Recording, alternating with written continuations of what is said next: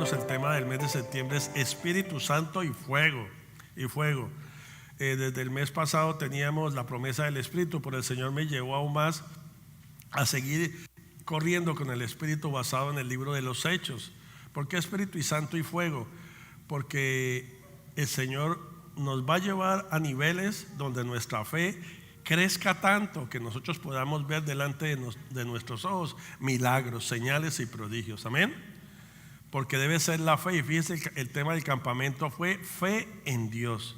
Pero es una fe en Dios que nosotros, lo que el Señor ha dicho, nosotros lo atesoramos y lo creemos. Fe en Dios. Y algo extraordinario que aprendimos en el campamento, que bendecimos a la pastora Jenny, que nos trajo una palabra inspirada en el Espíritu Santo preciosa, y es de que el Espíritu Santo habita en nosotros.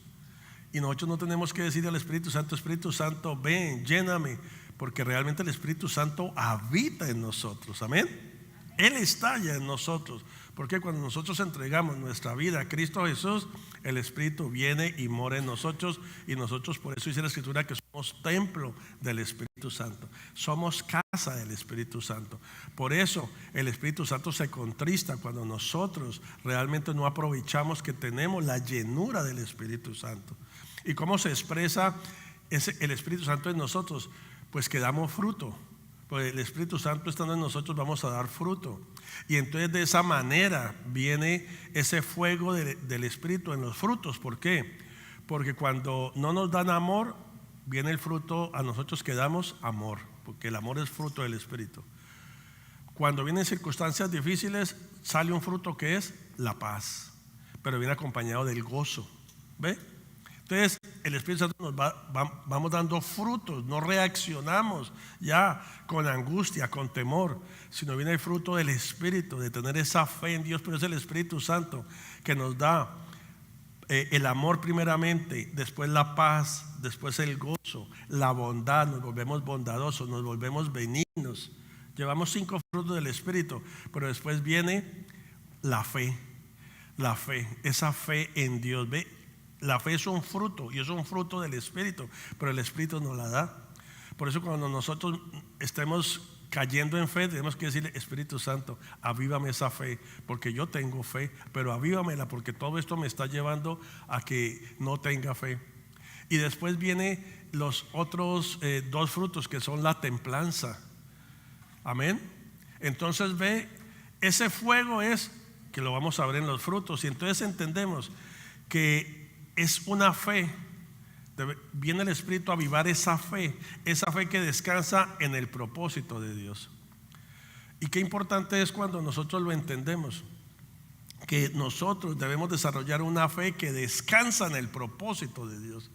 Que le digamos: Señor, mi fe va alineada al propósito tuyo, no a lo que yo quiera. Por eso el Espíritu Santo nos lleva a hacer la voluntad del Padre, no la voluntad nuestra, sino que nuestra fe va a descansar en el propósito de Dios. Y entonces es una fe que no la pueden apagar las adversidades. Por eso es Espíritu Santo y fuego, porque las adversidades no pueden apagar la fe en el Señor. Amén. Las adversidades no la pueden apagar, porque es una fe que descansa en el propósito de Dios. ¿Cuál es el propósito de Dios para tu vida? Todos tenemos un propósito y todos tenemos un caminar en el Señor, y el Espíritu Santo nos da esa certidumbre, y es una fe que se enciende en medio de las tinieblas. Ese es el fuego del Espíritu, que en medio de las tinieblas alumbramos.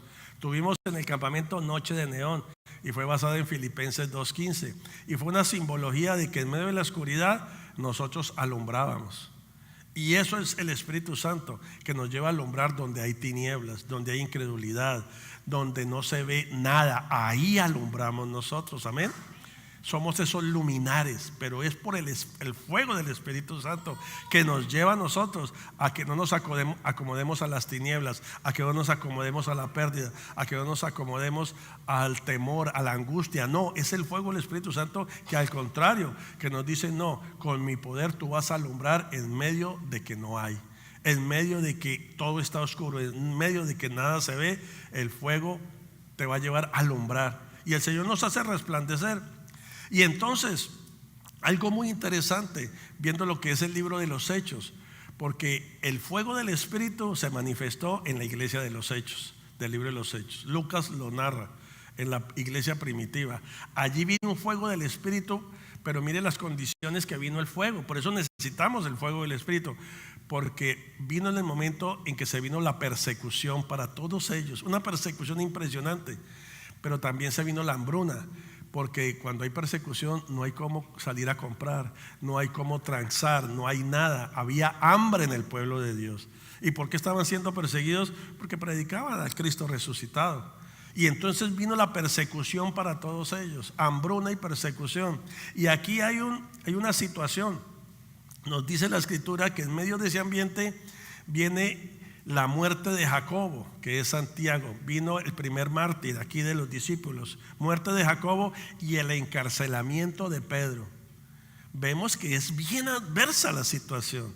Vemos que está en tinieblas completamente. Hay persecución, hay hambre, y están siendo perseguidos. Y entonces aquí es donde viene Hechos capítulo 12.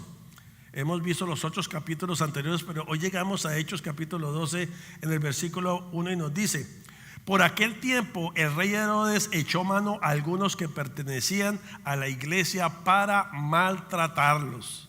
Herodes es tipología de Satanás. Va a maltratar a quienes, a la iglesia. Satanás siempre va a buscar maltratar a la iglesia. E hizo matar a espada a Jacobo, el hermano de Juan. Y viendo esto agradable a los judíos, hizo arrestar también a Pedro. Esto sucedió durante los días de los panes sin levadura.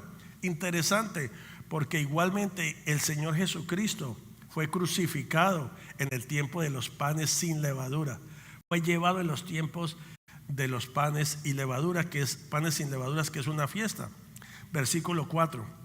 Y habiéndolo tomado preso, lo puso en la cárcel, entregándolo a 4 piquetes de soldados para que lo guardaran, con la intención de llevarlo ante el pueblo después de la Pascua. Así pues, Pedro era custodiado en la cárcel. Y aquí viene lo más glorioso: pero la iglesia hacía oración ferviente a Dios por él. Amén. Qué glorioso, porque en medio que está la muerte al frente de ellos, hay persecución, hay cárcel, le ponen esos 4 piquetes. Son 4 grupos de soldados, esos soldados romanos que son malos, porque son mercenarios realmente contratados por el imperio. ¿Para qué? Para maltratar a los cristianos allí en ese momento. Pero dice que mientras que él era custodiado, la iglesia hacía oración, pero no era cualquier oración, era una oración ferviente, era una oración creyendo en que el Señor era todopoderoso para librarlos de cualquier situación. Amén.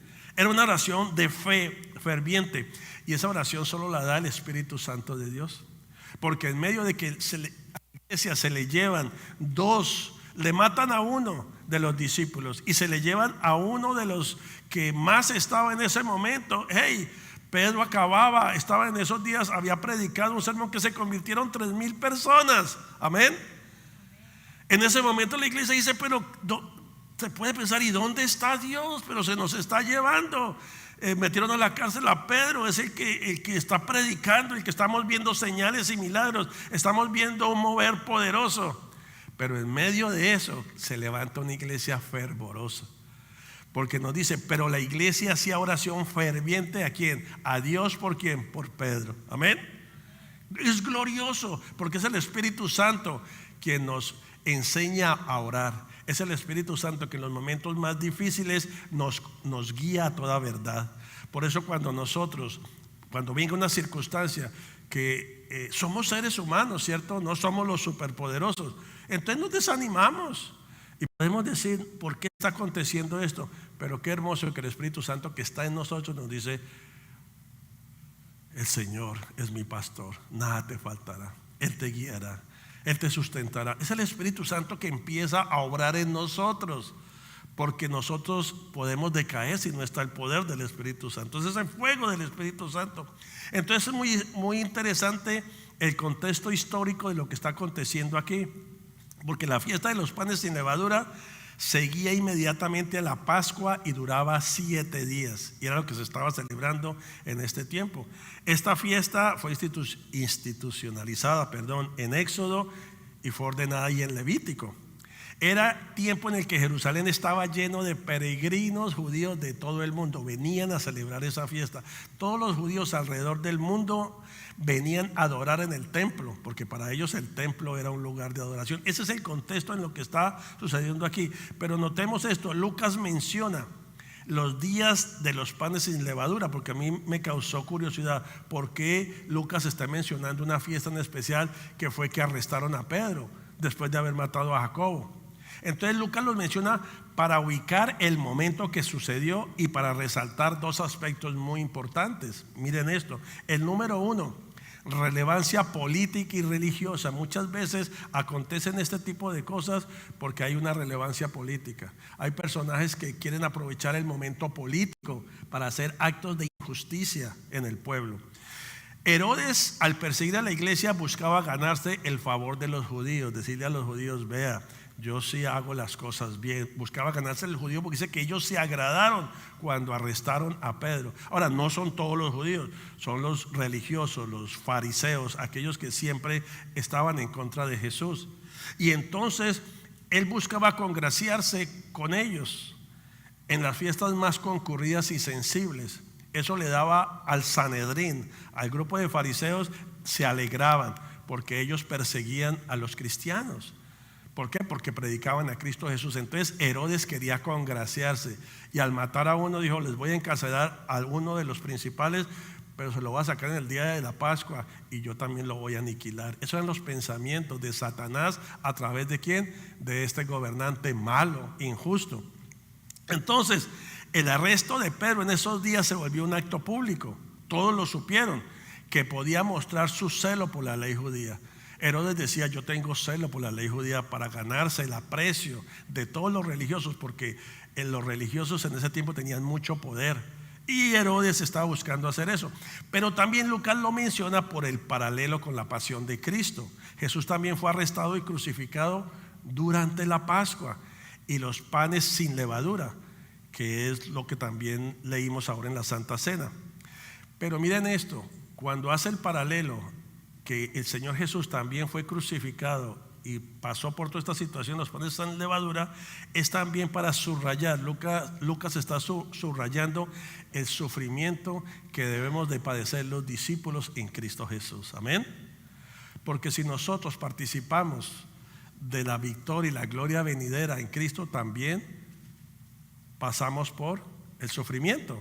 Porque por eso nos dice la Escritura: toma tu cruz y sígueme. Entonces Lucas está resaltando que así como Cristo pasó por esta situación, sus discípulos también pasan por ese tipo de circunstancias. Por eso Pedro después escribe en una de las cartas: no se asombren cuando vengan este tipo de cosas, no se asombren de esas cosas, porque ciertamente pasamos los padecimientos de Cristo. Amén. Entonces también Lucas está subrayando un significado espiritual. Y está trayendo un contraste entre la pureza y la corrupción. ¿Cómo es posible que todos estos religiosos estén celebrando una fiesta de los panes sin levadura que los llama a mantener la pureza? La fiesta de los panes sin levadura es que no puede haber pecado, entonces por eso no tiene levadura. Por eso el Señor Jesús le decía a sus discípulos: cuídense de la levadura de los fariseos, porque los fariseos miraban la paja en el ojo ajeno. Los fariseos vivían acusando a la mujer que la encontraron en el tiempo de adulterio, ¿cierto? Ellos la querían apedrear a ella. Y Jesús les decía: cuídense de esa gente, porque esos son religiosos, son gente perversa, son gente que tienen apariencia de piedad, pero niegan la eficacia de ella. Amén. Entonces era un contraste. ¿Cómo es posible que estos religiosos en ese tiempo estén celebrando la fiesta de los panes sin levadura, que es una fiesta de pureza en el espíritu, porque no puede haber levadura, porque voy en arrepentimiento delante del Señor? Pero eso no se arrepentían. Por eso Juan el Bautista les decía constante: arrepiéntanse, camada de víboras, les decía, porque ellos no se querían arrepentir, porque ellos decían: pero ¿por qué nos vamos a arrepentir si somos hijos de Abraham? Y aún Juan el Bautista les decía: pero aún si el Señor quisiera levanta piedra, levanta hijos de estas piedras, porque así eran ellos de orgullosos. Entonces era un contraste. la corrupción con la pureza. Entonces, estaban celebrando una fiesta, pero estaban haciendo injusticia ¿con quién? Con Pedro, y eran complacientes con eso. Entonces es cierto que eso no va, pero ¿sabe qué es lo extraordinario? Que tenemos un Dios que es justo, un Dios que no es compatible con la injusticia. Eso es lo más importante.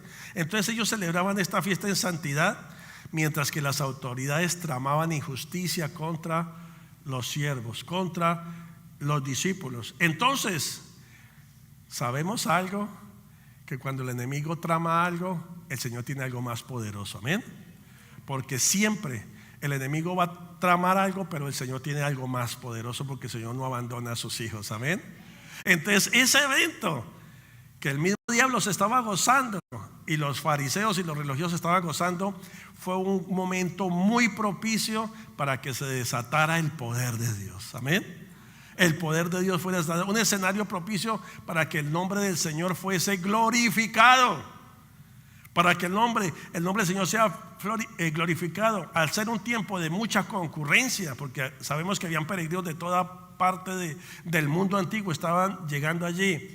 Dios transformó el arresto de Pedro en un testimonio de su poder y milagros en la vida de este hombre, amén. Cuando leemos los versículos, que no los leímos, vamos a ver cómo un mismo ángel entra a la cárcel y libera a Pedro. Lo libera a Pedro estando allí. Ahora, extraordinariamente, lo que el Espíritu Santo empezó a hacer en la vida de Pedro, que es lo que nosotros debemos anhelar. Por eso nosotros que tenemos al Espíritu Santo es: Señor, yo quiero dar ese fruto del Espíritu que tenía Pedro. ¿Por qué? Porque recuerda cuando estaban en el mar de Galilea, allí vino qué tremenda tormenta y los discípulos estaban allí. ¿Y quién era el que estaba durmiendo? Jesús estaba durmiendo. ¿Y qué le dijeron los discípulos? Despiértate, ¿no ves que nos ahogamos? ¿Qué te pasa? ¿Nos vas a dejar aquí que nos ahogamos? Y Jesús se despertó, cansado el Señor, de tantos milagros que hacía, tanto que le tocaba hacer, y se despertó y de una vez mandó a la tormenta que se callara, y ellos se espantaron y dijeron: pero ¿quién es este? Todavía no lo habían conocido, no lo habían todavía entendido quién estaba con ellos, que era el Dios mismo. ¿O quién es este que manda a callar la tormenta? Y ese mismo escenario, Pedro ahora lleno del Espíritu Santo. Eso es un evento antes de que Jesús muriera, que estaba cuando Jesús resucita, viene el Espíritu Santo, los llenan el aposento alto. ¿Qué pasa con Pedro cuando lo meten en la cárcel? Dice la Escritura que está durmiendo. Amén. En medio de que él sabe que mataron a Jacobo, el hermano de Juan, y que cuando él salga le van a volar la cabeza. Eso es lo que quiere hacer Herodes. Pero lleno del poder del Espíritu Santo está allí. ¿Y cómo está? Y los soldados, o sea, tenemos 4 por 4, 16. Usted podía dormir en medio de 16 soldados, sabiendo que lo van a degollar. Solo el Espíritu Santo lo hace, amén. Solo el Espíritu Santo. Porque Pedro estaba dormido. ¿Cómo es posible que la Escritura dice que lo tuvo que tocar? Pedro, Pedro. Y se levantó Pedro y le dijo: sígueme. Y Pedro pensó que estaba soñando. Entonces se imagina.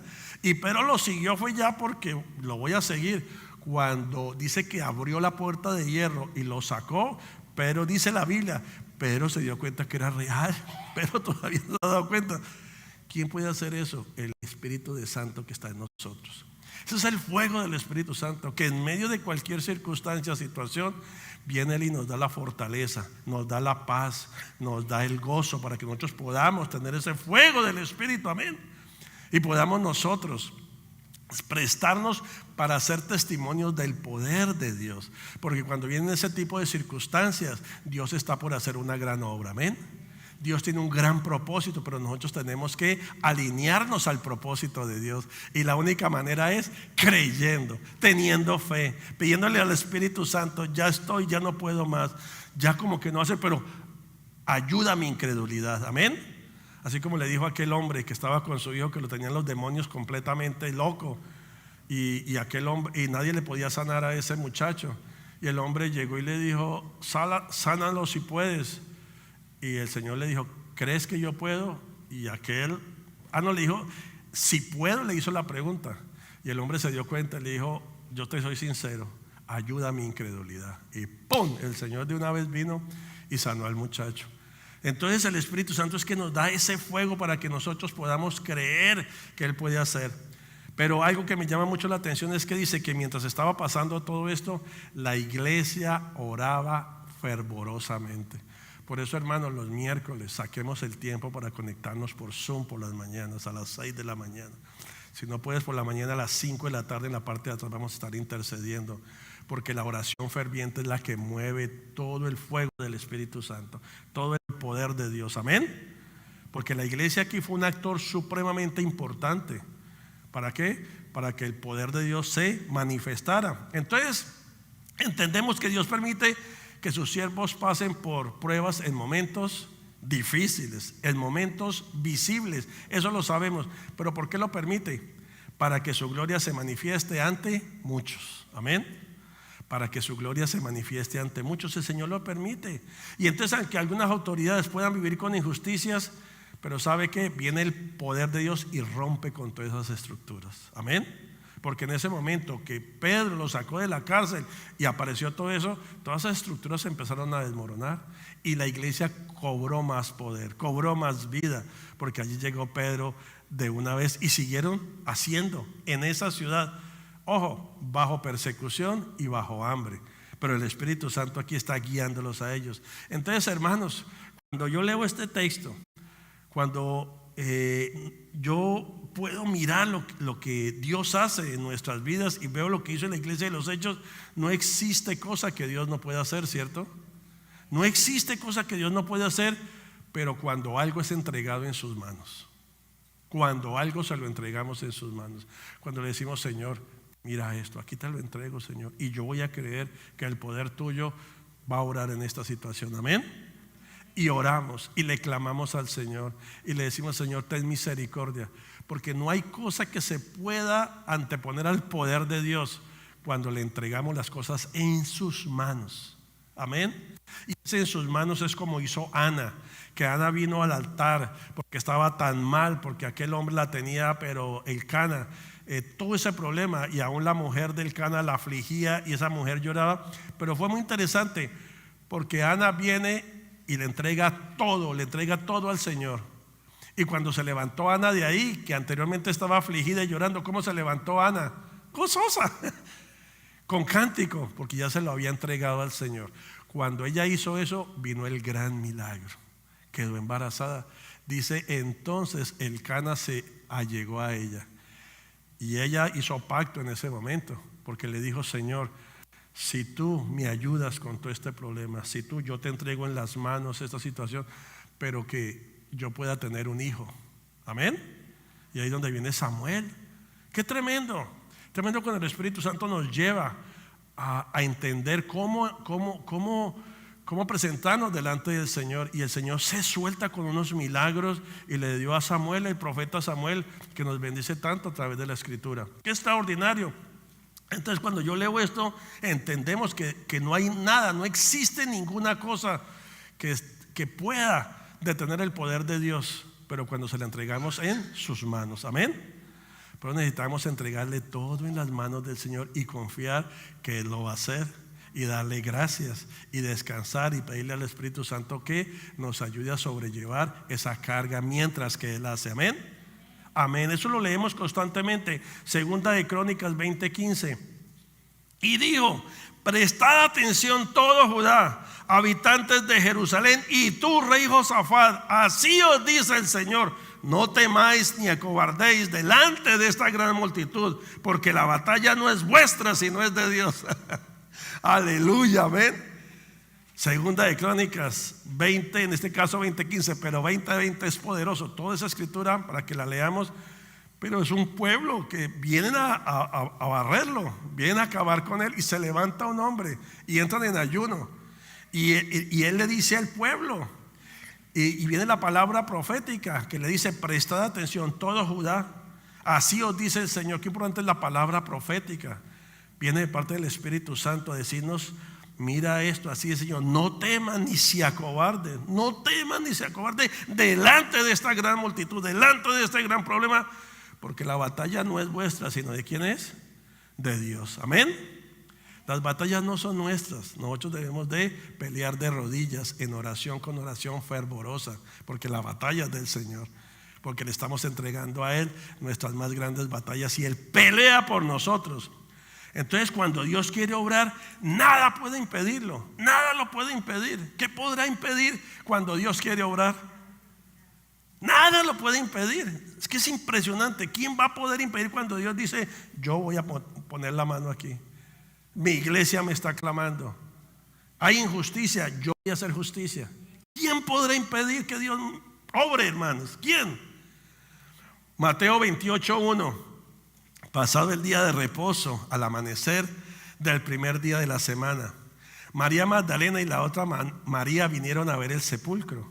Y aquí se produjo un gran terremoto, porque un ángel del Señor, descendiendo del cielo y acercándose, removió la piedra y se sentó sobre ella.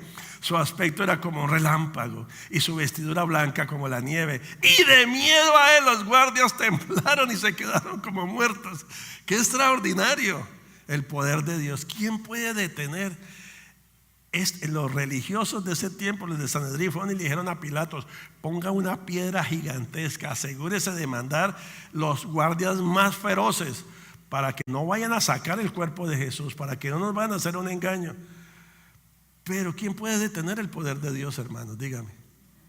Nadie lo puede detener. Cuando Él decide obrar, nadie lo puede detener, porque vino el ángel y hubo un gran terremoto, y para el ángel no fue ningún problema mover esa bendita piedra. Amén.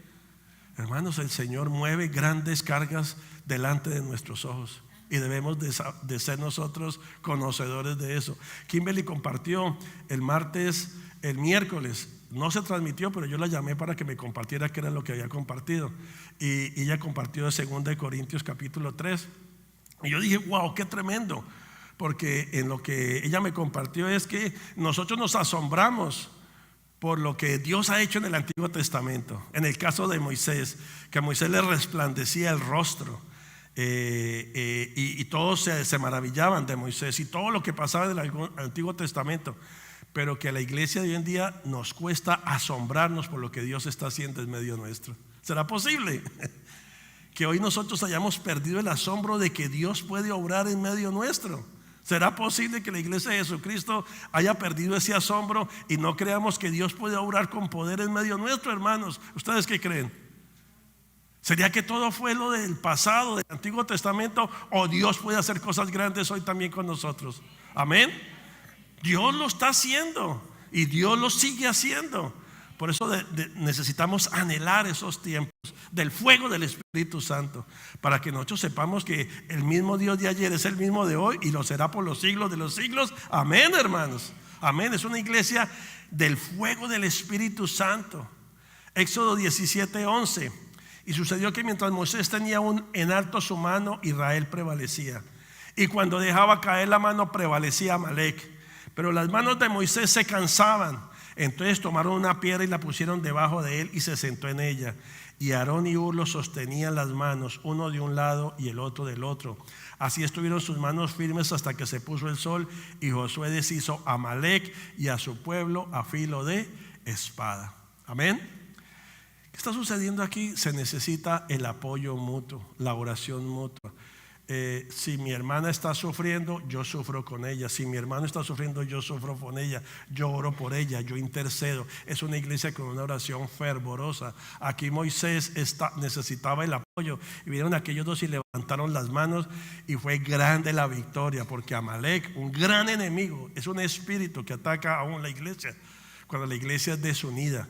Pero cuando la iglesia es unida, nos unimos en la lectura de la palabra, nos unimos en oración, clamamos los unos por los otros, hacemos de la oración el poder de Dios en la tierra. No hay enemigo que valga, hermanos. Deshacemos el enemigo en el nombre de Jesús. Amén. Lo deshacemos en el nombre de Jesús, porque encontramos que la escritura, eso es lo que nos enseña. Entonces leía, hermanos, de lo que me compartió Kimberly del miércoles. Ella compartió de 2 Corintios 3 y seguí yo leyendo, pero mire lo que dice 2 Corintios capítulo 4 versículo 7, hermanos, para que entremos como esa iglesia fervorosa de saber que en este tiempo el Señor nos va a asombrar aún más delante de nuestros ojos. Amén. 2 Corintios 4 versículo 7. Pero tenemos este tesoro en vasos de barro, para que la extraordinaria grandeza del poder sea de Dios y no de nosotros. Ese tesoro es el Espíritu Santo de Dios. Nosotros somos vasos de barro. Tenemos este tesoro para que la extraordinaria grandeza del poder sea de Dios y no de nosotros. Porque nosotros sabemos que lo que estamos logrando, que lo que vamos a ver delante de nuestros ojos, es para darle la gloria al Señor. Porque muchas veces vienen los grandes milagros a nuestra vida y pensamos que nosotros contribuimos. No, nosotros no hicimos nada. Nosotros no hicimos nada. Hace 5 años, hermanos, con toda esta situación de inmigración, hubo una persona en ese tiempo que estaba aquí, ya no está, pero ¡pum!, se la llevó inmigración. Salía de su casa, ¡pum!, estaba con su hijo y se lo llevaron. ¿Qué caso más difícil ese? Déjenme decirles. Yo estuve en ese caso porque fue un caso penal. Por ahí empezó, estuve en la corte, pero yo me asombraba de ver la misericordia y el favor de Dios sobre esta persona. Fue impresionante. ¿Cómo sería que en la corte a él le dijeron al juez, está toda la audiencia, le dicen al juez, él está con el pastor? Ahí yo le di gracias al Señor, porque dije, wow, qué honra que un juez le pida a uno referencias de una persona y uno diga y el juez las acepte con ese respeto. Yo me sentí ahí y yo le di gracias al Señor. Yo dije, Padre, porque el juez dice, ¿y dónde está el pastor? Y yo me levanté y yo dije, me van a meter con esta también, y yo sin tener nada. Pero me dijo, él es una buena persona, él es una buena familia. Yo le dije, sí, señor juez, él es padre de familia, él sirve, él esto y esto, es una gran persona. Esto. Dijo, está bien, entonces queda libre. Y yo, ¿what? Nosotros salimos, nos abrazamos y empezamos a llorar ahí porque fue impresionante. Y el abogado, que era un abogado que se lo habían dado gratis, porque en ese momento tocó cogerlo así, él era como griego, no podía creer eso. Y entonces nos alegramos y listo. La situación fue que a través de ese proceso ICE fue alertado. Y a los días, ¡pum!, llegaron a la casa y ¡tan!, le echaron mano. ¡Ah, qué tremendo! Y se lo llevaron. Yo fui a Burlington, de allá me sacaron corriendo, casi me arrestan, usted tiene que venirse aquí, esperemos hasta que le digamos dónde está. Lo mandaron por allá para Plymouth. ¡Qué locura! Pero en medio de eso, ¿qué hacía la iglesia? Orar fervorosamente. Si algo que nosotros vimos fue un milagro glorioso en este hermano, en ese tiempo, hermanos, y en su familia, fue glorioso. En estos días yo estaba viendo el programa de Vivencias, porque ahí está, y estoy pensando de pronto si lo pongo mañana, porque Vivencias salía los lunes. Lo que pasa es que da demasiado trabajo para mí. El productor de cine viajó, me lo contrataron por allá a Hollywood y se lo llevaron. Entonces yo dije, ya me tocó parar la cosa. No, muy bueno el muchacho, Benjamin.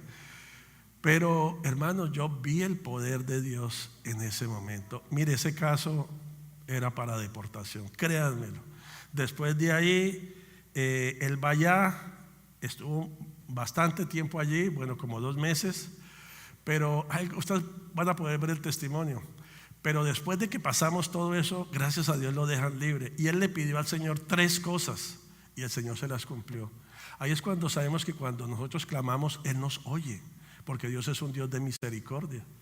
Y él allí dice, ustedes lo van a ver en la entrevista, él dice, la verdad que yo llegué allí y decía, ¿y dónde está Dios? ¿Y por qué me pasó esto? ¿Y por qué tengo que ser yo? ¿Y si yo sirvo en la iglesia?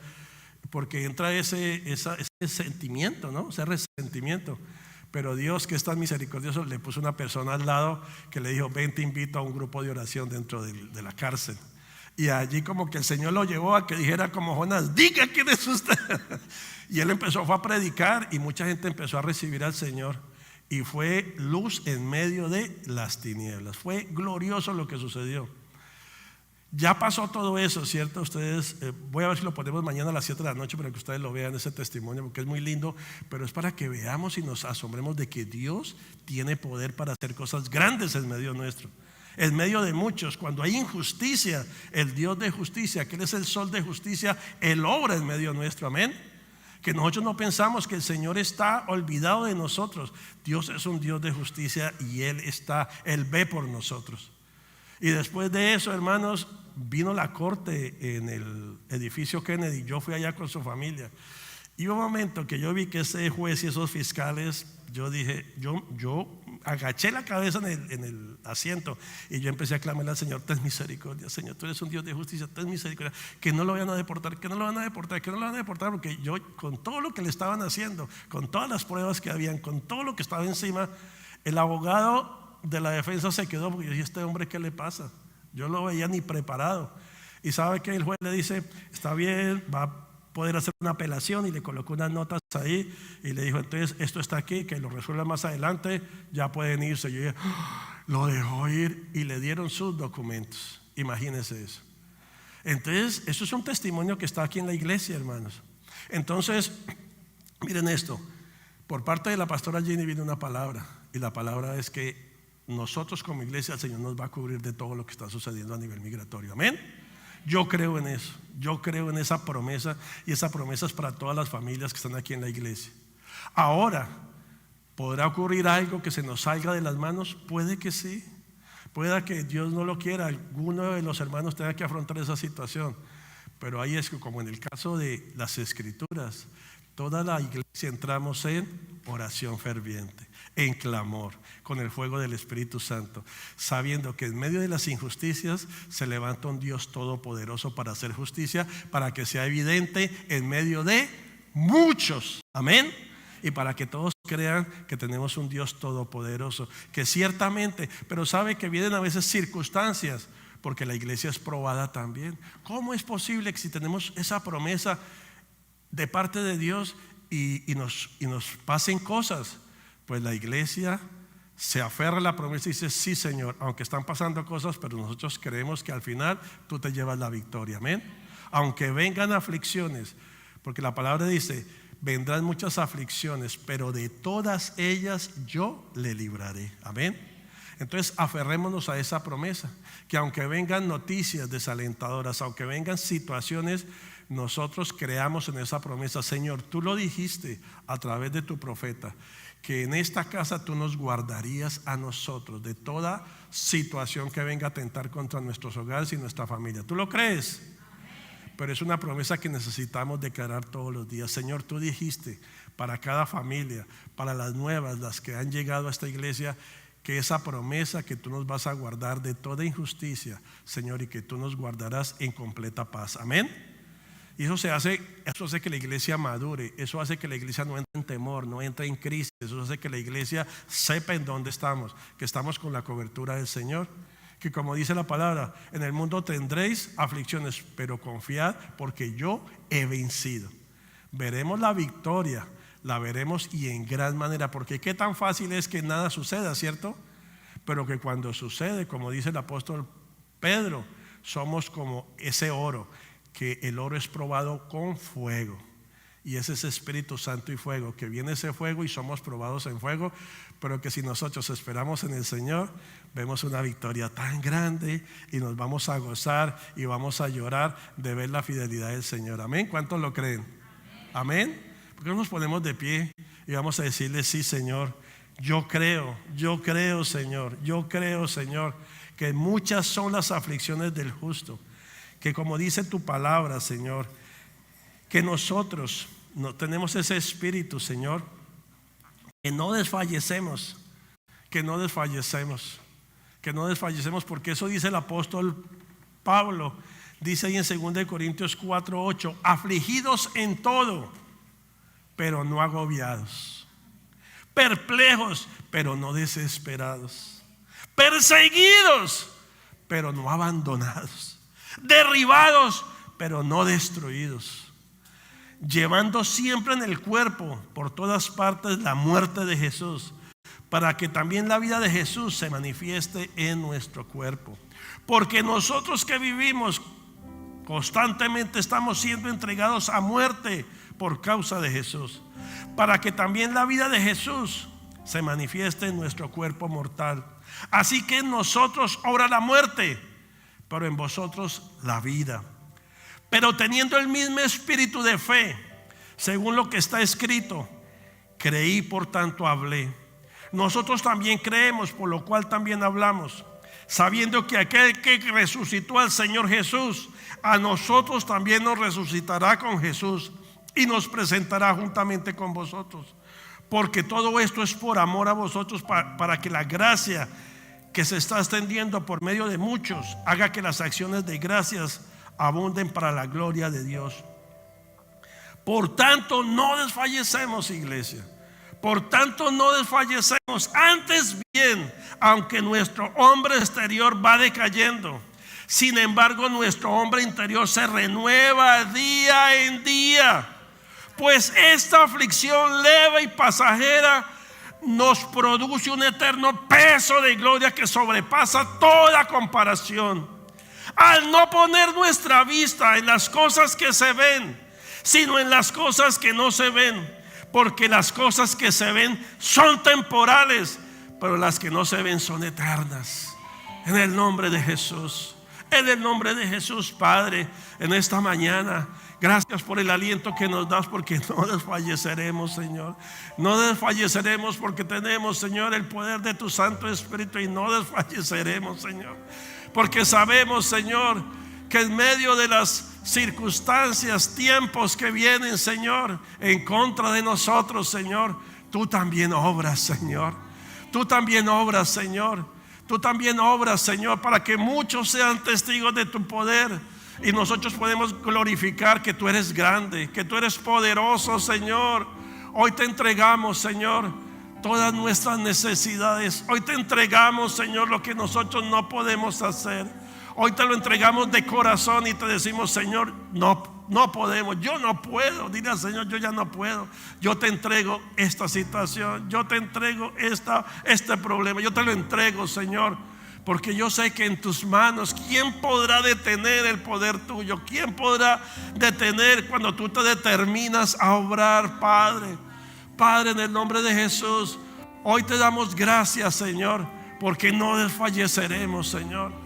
Porque el fuego del Espíritu, Señor, hoy, Señor, nos hace a nosotros recobrar vida, Señor. Porque es ese Espíritu, Señor, que testifica en nosotros quiénes somos nosotros, Señor. Que nosotros fuimos ganados por la sangre tuya, con el poder de tu resurrección, Señor. Y que nosotros tenemos un futuro glorioso para contigo.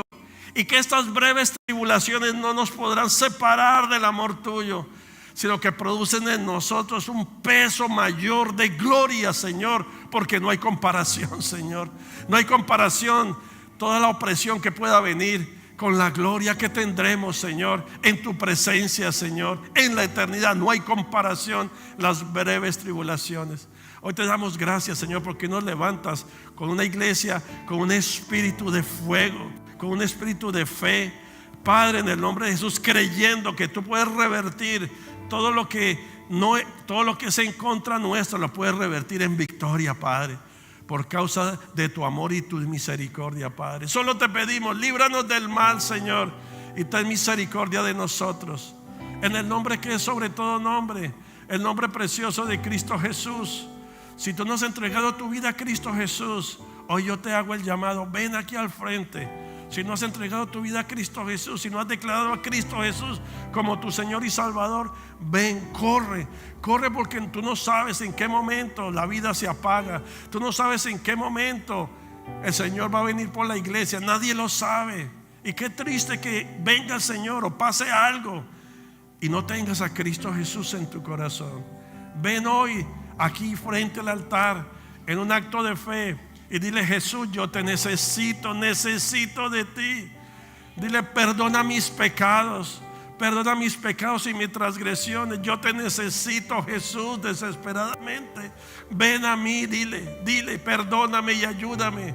Si tú haces esa oración, el Señor empezará a obrar en tu vida, pero tiene que ser en arrepentimiento. Los fariseos y los religiosos no se arrepintieron y fueron a condenación porque no quisieron arrepentirse delante del Señor. Pero hoy el Señor te llama: arrepiéntete delante del Señor y vendrán días de refrigerio y de bendición. Padre, en el nombre de Jesús, hoy te damos gracias y bendecimos tu nombre. Y te damos gracias, Señor, por esta salvación tan grande que tú tienes para nosotros. Gracias, Señor, a nuestra audiencia que está viéndonos a través del internet. Si tú quieres entregar tu vida a Jesús, simplemente dile: Señor Jesús, yo te necesito. Perdona mis pecados, Señor. Lávame con tu sangre, Señor.